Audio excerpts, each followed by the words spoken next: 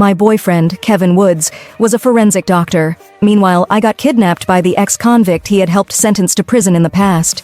He and his accomplices strapped a bomb to me. The kidnapper glared at me angrily. "You're Kevin's girlfriend, yeah? Tell him to get his ass over here right now." I was forced to call Kevin. He sounded very impatient when he responded. "I told you not to call me when I'm working. You're so annoying." I explained hurriedly. "Kevin, I got kidnapped. They're trying to get revenge on you. You mustn't come to my rescue." Before I could finish my sentence, the kidnapper snatched the phone away. Kevin's voice drifted clearly from the loudspeaker. "Michelle, are you nuts? I told you I'm at work. How dare you joke around with stuff like that?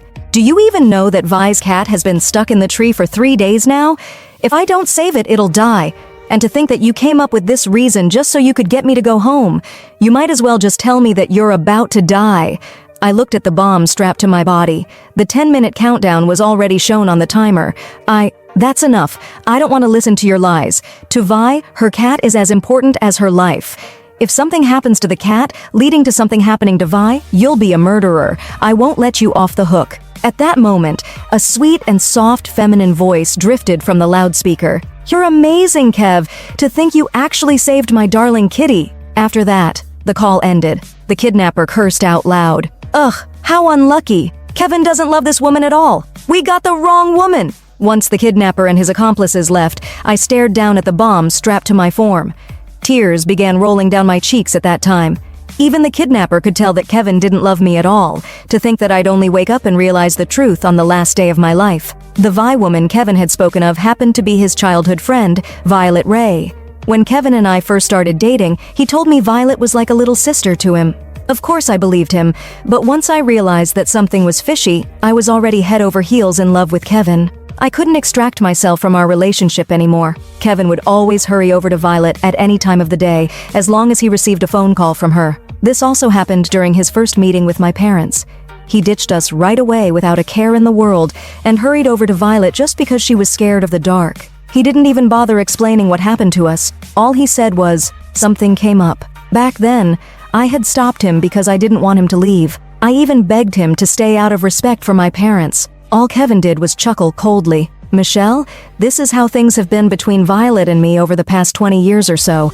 If you can't get used to this, then you can forget about marrying me." I had consoled myself that Kevin was just treating Violet like his little sister and that he still loved me. But I only realized the truth when I was about to die. Kevin never loved me from the start. Violet was the only woman he cared about. Before the bomb detonated, I sent one last text message to Kevin. "Farewell. I hope that we will never meet again in another life." Bits and pieces of my body were scattered across the ground. In fact, one couldn't tell what I looked like right now. My soul levitated in midair. I just stared at my body from above. I didn't feel particularly sad. To me, death was an escape. I had no idea how long I had been floating around. That was until Kevin arrived at the scene. He trailed behind a group of police officers. He was mainly in charge of taking photos of the scene and recording the details as well as communicating with his colleagues. One of the police officers said, "We discovered some gunpowder at the scene. Perhaps someone crafted this bomb by hand. The thing is, the victim's identity remains unknown for now." Kevin frowned as he looked at my body. I could feel nervousness starting to sink in. For some reason, I had this strange desire welling up in me. Would Kevin feel remorseful if he were to find out that I was the victim?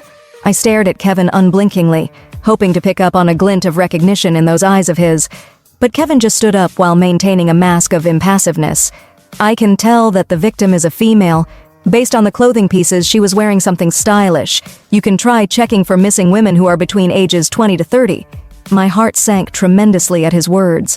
It appeared that Kevin didn't recognize me at all. Right, he didn't care about me, so how would he be able to recognize me?